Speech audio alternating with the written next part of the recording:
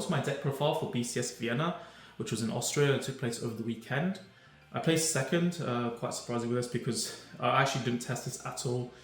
The thing is, I haven't really been playing much Vanguard, and then like in the past few weeks before BCS, I then decided coming to locals and basically put together Raziel, won all my games except for the one that went overtime, which I would have won if I had like another turn to deck my opponent out. But the problem I found is that in the last week, I then kind of came to a realization, oh snap, there's like only 25 minutes apparently, although it turns out I was misinformed, there's actually 30 minutes to play a game. So the risk is that if both decks end up being a bit more lengthy, right, there's a very good risk that they both go to time and get double loss. And right now, double loss, I've noticed like how it's affected a lot of people's deck choices as they've taken part in both premium and standard. I've noticed certain decks on the decline, certain decks on the rise because of time structure and the double loss factor that comes at the end of it. For me, I was just thinking, okay, well, I'll bring both Raziel and Minerva with me because Minerva is just another obvious deck. I brought also Liao cards as well to swap out between Raziel stuff. I was thinking, okay, if I was misinformed that standard was on Sunday, but turns out it's actually on Saturday. So I was getting premium ready, resleeved the deck at like 11 in the evening. And then I realized on the Bushnell app, I had a notification come up on my phone saying that, okay, standard is now tomorrow and things like that, right? How it is that they would have worded it. But I noticed that and I was like, oh, darn, that means I have to actually get the deck together now. So I was still like deciding between Raziel and Minerva. But then I was just thinking to the simulation I did during a couple of the evenings in the week that I was able to squeeze in because it's very hard to arrange play testing with anyone. And I only brought Raziel to locals, so very, very little that testing or anything done. But I just had the Raziel stuff to go off of, and it was a hostage build, so a pretty good indicator for defensive deck, and it gave me a bit more of an idea on how much aggro output Minerva can actually put together. But what I found is that from testing certain things like the Japanese lists and stuff, like Espronia and Bradiark and things, but then noticing all the flaws with them, and then also noticing some of the positives as well, I sort of tried to figure out a way to kind of improve the deck without breaking it apart, because at the end of the day, some of the cards are designed for Minerva, for the whole engine to work, because it is an engine deck. It's very light on the synergies. You can't just play like vacuum cards and then expect to still function like a normal, like with some of the other decks out there. We've played obviously 3 Minervas in addition to the Ride Line boss. So just the Persona Ride stuff out of the way, but more or less you can't use this if your opponent's on grade 2. So you can't restand, which is, I think, a reason why no one likes to play this deck actually is because of that, because there's always that risk, right? And then next we have Kamal's Ride Line, Melissa's Ride Line, and any old starter's fine. So actually, to be fair, Genesis is better because you can add it to your hand with Rare then.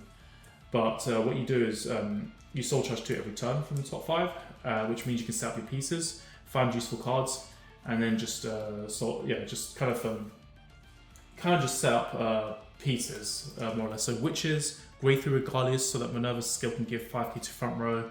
You can look for Genesis cards you can add to your hand via Revelim after you've soul blasted, of course. You can also add cards that you can target for us. So like any normal unit without Sentinel is worth adding. So you can, once you get to 2 copies, then you can with the condition add one from back to your hand, the other one to your deck. You can also add cards like Bradiark as well, which is the Energy Cycler, the cover card of the Festival Collection set, in fact, that came out this year. Next we have 4 copies of Angelica, very important because regarding grade 3 to get your 5k to front row if you have it in your soul. She can also put herself in soul. She's also a counter charger, which is really good, and she's a soul blast enabler during battle phase, which means you can get Kamal out, so you get multi attacks. If you have Raritan behind it as well, you can then shove the column that includes Kamal back in the soul and then reuse it again with your Minerva restand or with another Angelica or with a Thassus in fact as well. So very, very good card, way too important. I don't see this ever getting kicked out of the deck ever. And then 3 copies of Thassus. So the thing with this card is I've seen lists dumping this and I think it's a mistake. So the thing is, when I try the Espronia lists based on some Japanese lists I've seen, the problem I find with that list is that you run out of soul very easily. So you can only really do like a couple of restands or so, and then if the game's still going on, like what I tried on Raziel for example, it just feels like you're running out of resource. Plus, you're not actually cycling through your deck for all the kind of good soul charge pieces, so I think it was very important to try and fit in witch cards, but then also fast as well, so you do still have to play a bit more of a package. I know some people were also cutting Melissas as well, which just means you're kind of hurting your aggression in a way. Now, Aspironian is supposed to be an early game rush card, which is probably how they're justifying it. But the thing is, it's kind of a bit sacky because you're doing it only for one turn. Secondly, if you have Rarilim already in your hand, it kind of cannibalizes that 1 CB if all you had is 1 CB, that is. And furthermore, you're only really scrying one card, so if that all fails in the end, then it's not like the biggest deal in the world. I thought maybe, well, either way, you can always just call this early game to get Soul Charge as well. Select a Soul Charge from the top 3, which helps sell all your things that I was mentioning earlier. It makes Fororos more playable. It makes Bradyarch more playable. It makes all your witches more playable. It makes your grave 3s actually more reliable to put to your soul for Angelica. This card was printed for a reason, because the deck actually needed this card. And I think kicking it out was a mistake. When I tried it without this card, the deck felt kind of dodgy. So very important, but not just that. If you go first, that's also another reason this card was good, because what it did was it allowed Minerva going first actually be a bit more decent, because this deck used to suck when you didn't have this card around. So you needed this to begin with, so you can get your Soul Blast and do multi-attacks rather than just sticking to a stale 3-attack combo. So very important to play this as well. Also sets up your Soul Charging as well through other means, so not just check top 3, but also you can take a card from your drop zone in your hand and Soul Charge it. If it's from your hand, then you get to draw one. So for example, you put like a Witch card, right?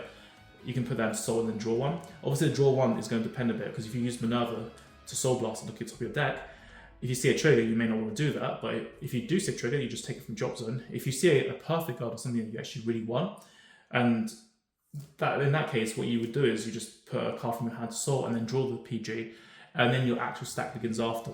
Even then, the Aspironian theory would actually kind of get in the way of that, because Aspironian would involve, well, one of its highlights is actually just milling the top card after seeing it. So you don't really want to mill the perfect card if you saw that. So very handy kind of all around. It's a very solid all-rounder card.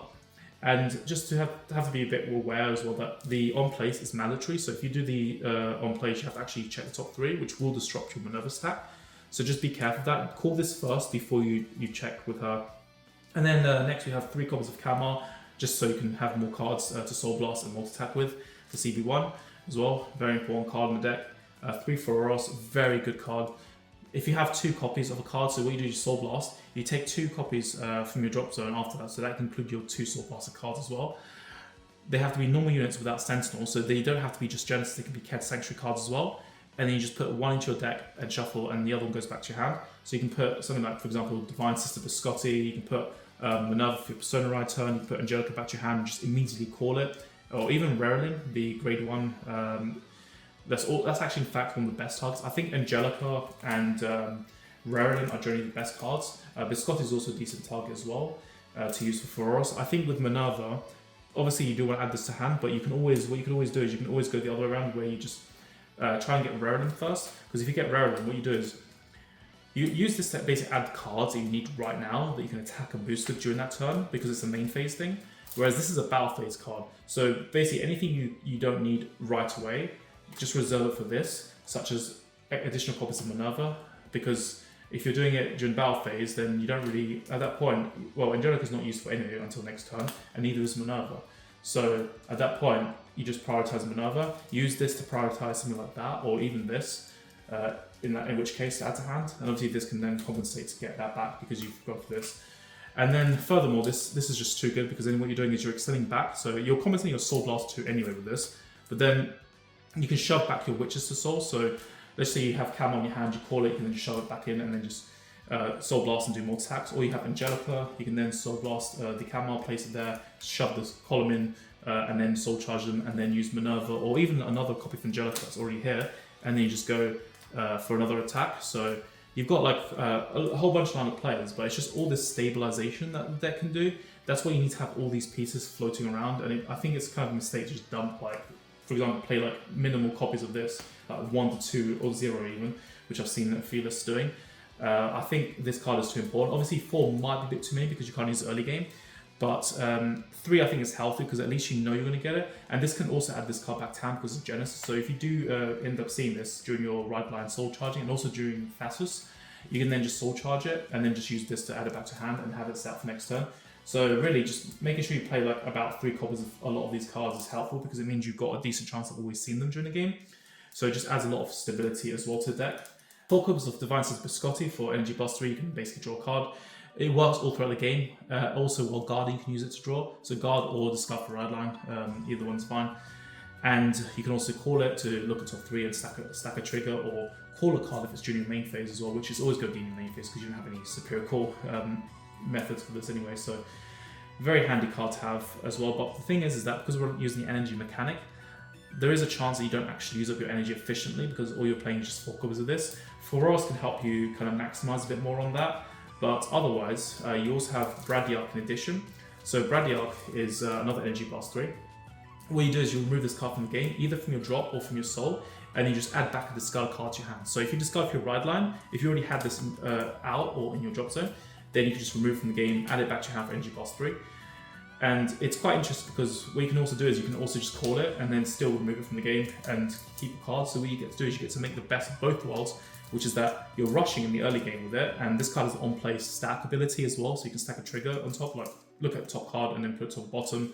If you put it to bottom, it gains 2k power, so you can try for seeing if you have a trigger.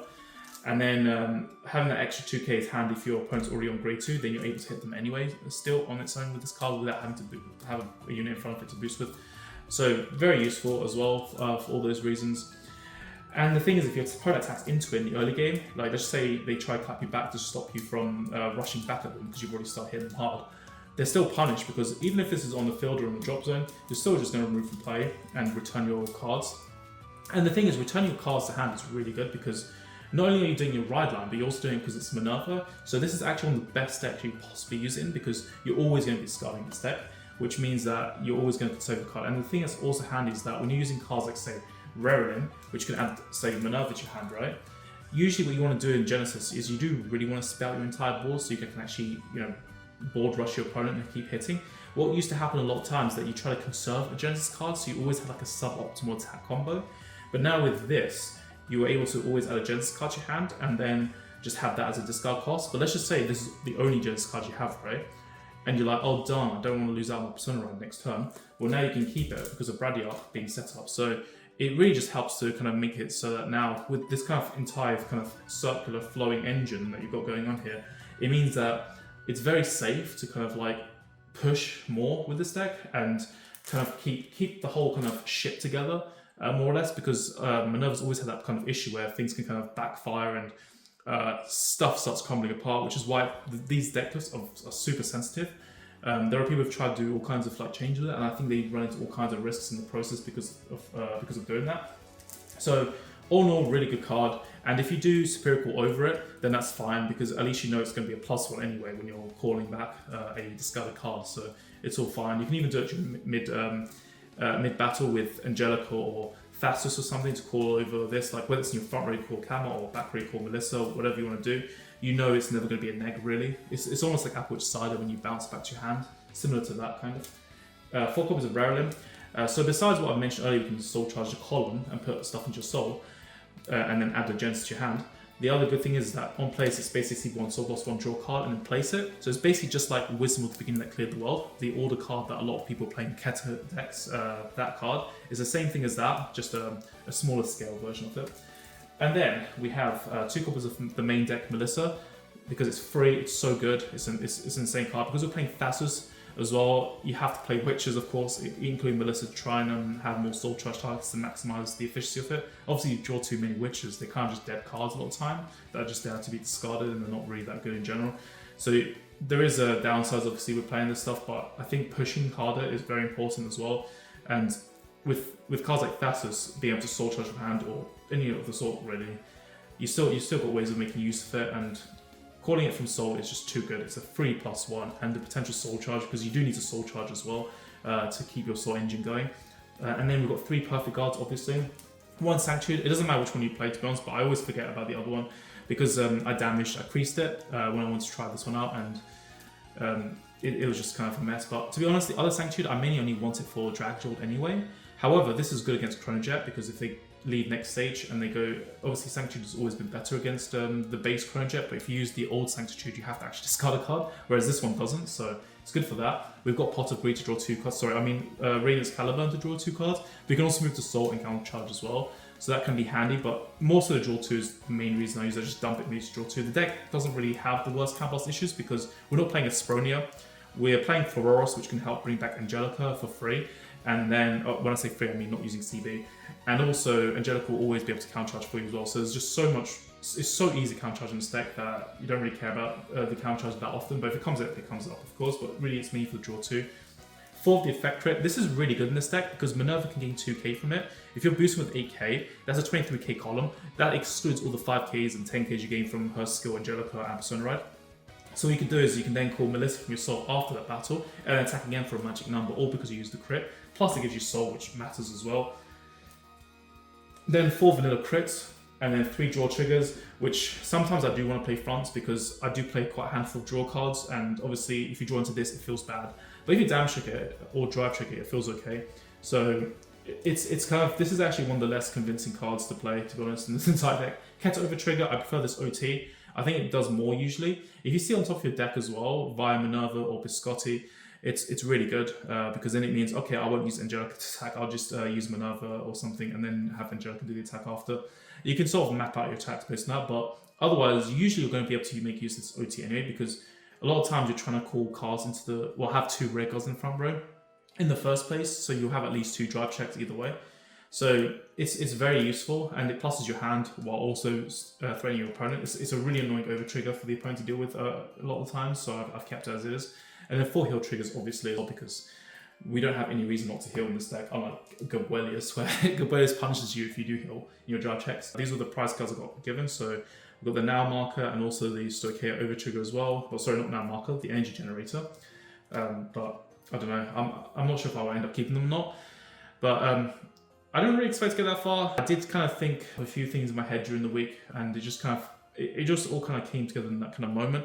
I had a bit of an intense day as well. There's like I think a lot of Dragon Empire decks all day. So Dragon Empire was very popular. I only played against 1 lyrical deck and there was 1 Raziel deck, which was a Cat Sanctuary deck, but everything else all throughout that day into the top 16, all the way into finals was all Dragon Empire. So there's like, I think, handful of Shiranuis. Actually, funny enough, I actually fought against like 3 former world champions as well during that day as well. So it's just like, oh geez, give me a break. But yeah, been a fun deck and I can't wait to kind of look into more stuff that's coming out in the next set as well. All in all, hope you enjoyed the deck profile and I will catch you guys later. Goodbye.